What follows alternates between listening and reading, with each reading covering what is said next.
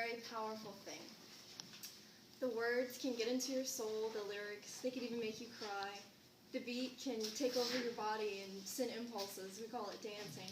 It can be the simplest thing from just a simple sound wave of an instrument or really impressive pipes on a really talented singer. But I think the most powerful part of music would be the way that it can completely take you back when you hear a song. And there's a quote, "No matter what else changes in you or the world, that one song will stay the same, just like the moment." And every time I listen to one of my life songs, they take me back to my moment. So as a young child, I didn't really have much time for music. My parents were really busy getting married or divorced, having more kids, and there I was going to more schools, and it was very hectic. And by the time I was a freshman in high school, I had been to 8 or 9 different schools, and it was just, finally thought it was all over. My parents were back together again after being divorced 3 times. I had 3 new half-sisters and a new brother, but things had been more stable in this one year than they had been in my entire life. I thought it was over, and then the unthinkable happened. They divorced again. And I was 15 years old, and I guess I went through your stereotypical teenage depression. Like, I guess not everyone goes through it, and I laugh at it now, but it really hit me hard. And I just, no friends. My family was crazy, and I was just utmost horrible giving up spirit when my first song hit me, and it was Let It Be by the Beatles. It came on a shuffle mode of a Pandora station, we'll call it depressing teenage station. Like, that's all I would listen to. And when the heartbroken people of the world agree, I can't remember. And when the broken-hearted people of the world agree, there will be an answer, let it be. And let it be to me meant to just let go of things that I couldn't control. I couldn't control that my parents were divorcing. That was their lifestyle. That wasn't me. I was just forced to go along with it. I just had to let it be, not worry about it, and just relax. And I did let it be, and an answer did find me in the end. And I do laugh at it now, but I made it through by listening to that song, and it helped me. And I wouldn't change the journey that I had to go through with my parents divorcing so many times, because it led me to somewhere that I'll never forget. In 2011, I moved again, and I went to Central Lafourche for my junior year. I went back because I had already been there, and it was crazy. And I took a biology class, a biology 2 class with Miss LeBlanc, and thanking the alphabetical order gods, the most handsome Gros got to sit behind me, the Grenier. His name was Mason. He was a senior, and he was going to be a Marine. That's all he ever talked about, was being a Marine. And I knew he was leaving, but I couldn't help but fall in love with him. He was just the greatest thing ever, and he invited me to go meet him at a rodeo. And I'm not really your rodeo goer, but I put on my boots and I was there, because we had never hung out outside of school before. And I was ready to meet him and really see what he was like. And just amazing was an understatement, because it was just the best of time. We talked, and there was never a moment where we didn't know what to say. But my favorite part was the place was closing down. There was hardly anybody there anymore, and the band was like, all right, we're playing our last song for anybody who's there, and we were still just talking. And then we kissed for the first time, and the song Keep Me in Mind by Zac Brown Band started to play. And it didn't, we didn't even think that the song would really mean much, but then listening now, the lyrics just meant so much, and it just really described our relationship. And it's, keep me in mind, somewhere down the road you might get lonely. Keep me in mind, and I pray someday that you will love me only. The world can be real tough. Hold on to me. When there's no one else to love, keep me in mind. And 3 months after that, he left for his boot camp, and he was 10 months out. And that's all I could do was write him letters. I wrote him a letter every day, and still to this day, it's a year and a half later, we're still together, and I always keep him in mind. And I do love him only. So that part of my story ends, but it does go on. But when he did leave, my life went on as well. I still had a year left of high school. I was a senior. And I got to experience a lot of things that I didn't know about myself. I knew I was a very artistic person. I always doodled in class, and I picked up painting at a young age, and I liked to sculpt, and it was weird. Not a lot of people did it, but I liked to make fondant cakes with elaborate flowers, and I did a little pottery on the side, but that was just kind of a knack of mine. So I took an art 2 and a 3 and 4 class with Mr. Adams, and he was the greatest teacher that you could ever have in high school. He always praised my work, but that wasn't the favorite part of the class. He liked to play music in class, and I never really listened to music while doing art. But I came into class one day, and I had a Beatles sweatshirt on because I liked Let It Be. So I was like, okay, this is, so I wore it to school. And he saw it, and he was like, I have the perfect playlist for you. And he put on a Beatles playlist. And the song Octopus's Garden started to play.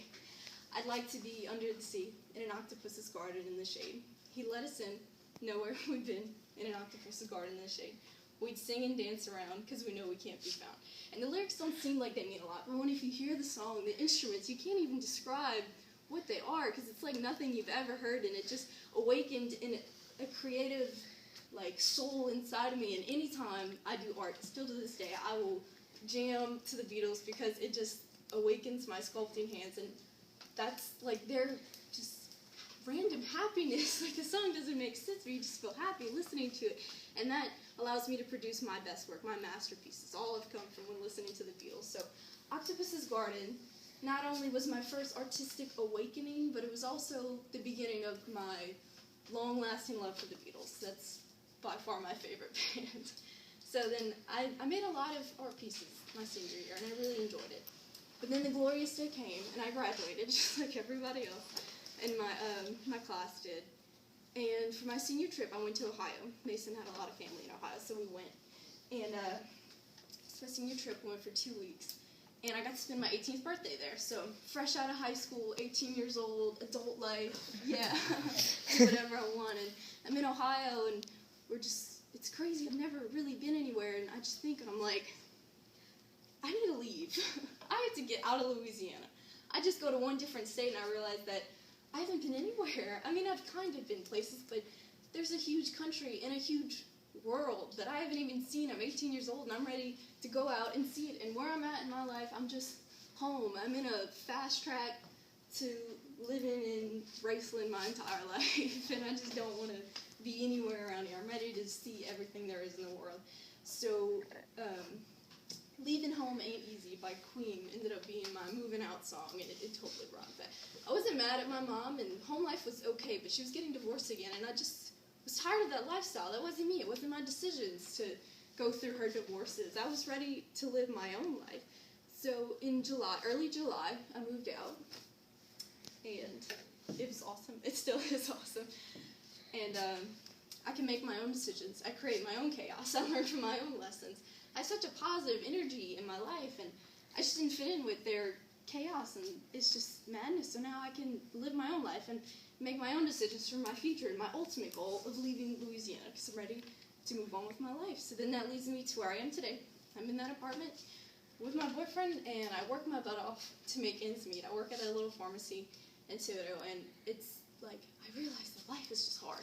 And it makes me really frustrated, and I question what I'm going to do with my life. And I'm like, okay, well, I go to work. Why do I go to work? Because I need more money for nice things and to go to school. So why do I go to school?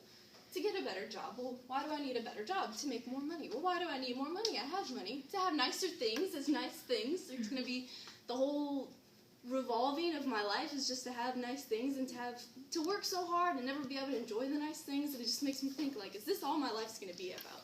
And then the song Bittersweet Symphony by The Verve makes me kind of realize how I'm feeling about my life. And it's a bittersweet symphony in this life. We struggle to make ends meet, we're slaves to money, and then we die. And that makes me think, is that really what my life's going to be about? But then he talks about how I'm in my mold, and I can't change, but then I'm a million different people from each day to the next, and I can change my mold. And I'm the kind of person that I am, and I can't change that, and I love that. So that song makes me realize that I am the kind of person I am. Working for money, it's what you're going to have to do. It's just a thing that to live, you're going to have to work. But it's your decision whether you like it or not, to make sure that you do something that you like.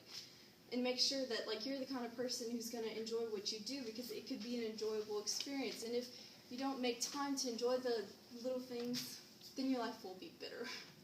So that song kind of makes me, like, plan for my future to realize that I need to enjoy the little things in my life in order to make it a good life. So I feel like music's a very powerful thing.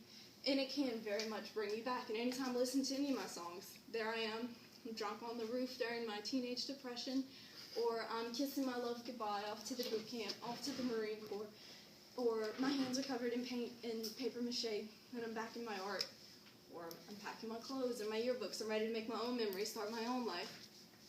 Or even today, when I'm driving home, going home to study and be in school and get ready for my life, I'll jam out to the Bittersweet Symphony. So not only can it bring you back, but I feel like music can make you understand where you want to be in your future. And my life songs have really helped me deal with my past and make me have an eye of where I want to be in my future. So those are the songs of my life.